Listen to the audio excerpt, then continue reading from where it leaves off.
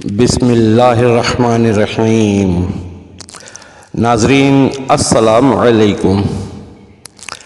آپ نے سنا ہوگا کہ درختوں پر جنات بسیرا کرتے ہیں، تو کچھ لوگوں کے ذہن میں شک ہوتا ہوگا، پتہ نہیں یہ بات درست ہے کہ نہیں ہے، وجہ کیا ہے، ایسا ہوتا بھی ہے کہ نہیں، وغیرہ وغیرہ۔ لیکن جنات کے ہونے پر تو کسی کو شک نہیں ہونا چاہیے، اس لیے کہ پورا سورہ بھی ایک نازل ہوا ہے، سورہ جن، اور قرآن پاک میں جنات کے بارے میں تذکرہ بھی ہے، سورہ رحمان میں بھی ہے کہ اے جنات، کیا تم اللہ کی مرضی کے بغیر ان آسمانوں سے نکل کے جا سکتے ہو؟ کہیں نہیں جا سکتے۔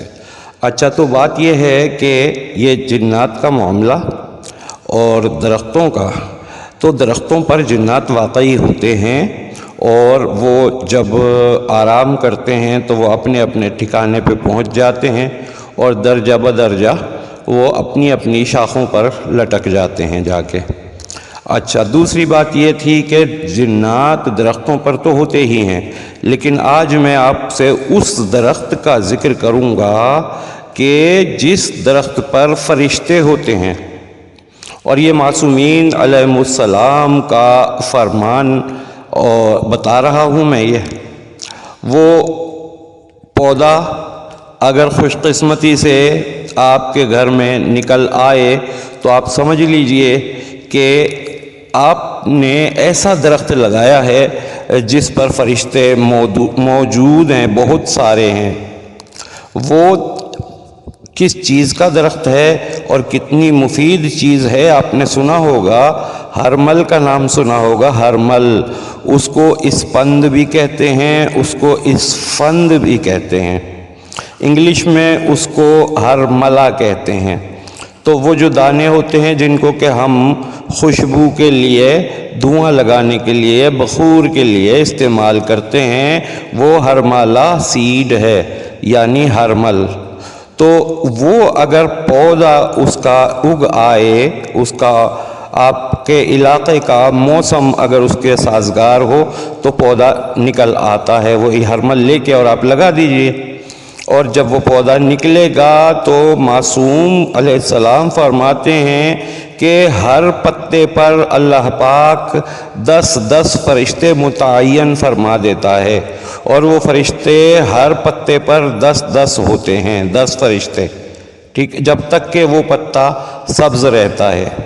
تو آپ لگائیے اپنے گھر میں ہرمل کا پودا، اور اس کا جو ہے نا، اس کی دیکھ بھال بھی کیجئے۔